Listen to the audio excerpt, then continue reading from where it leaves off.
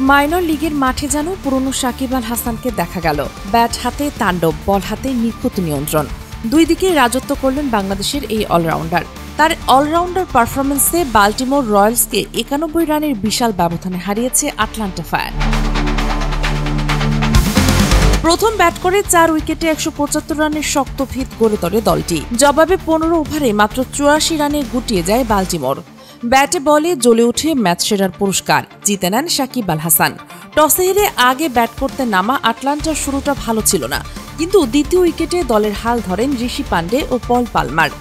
পান্ডের bat থেকে আসে ৬৬ রানের দারুণ ইনিংস, সঙ্গে পালমারের ব্যাটে ২৬ বলে ৩০ রান।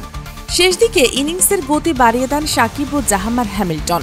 ১৬তম ওভারে মাঠে নেমেই নিজের তাণ্ডব শুরু করেন সাকিব। সপ্তম বলে প্রথম বাউন্ডারির দেখা শেষ হয়ে শেষ ওভারে আদিল ভাট্টির বিপক্ষে টানা ২টি ৪ ও ২টি ছক্কা হাঁকান। মাত্র ১৬ বলে অপরাজিত ৩০ রানে ইনিংস শেষ করে দলকে নিয়ে যান ১৭৫ রানে।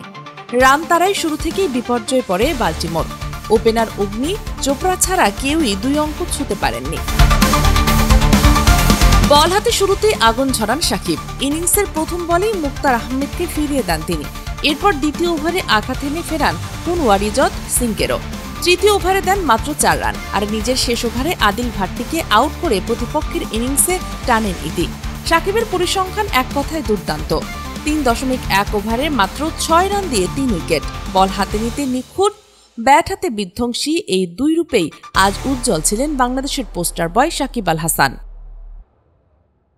Sheikh Masuma, daily our Bangladesh.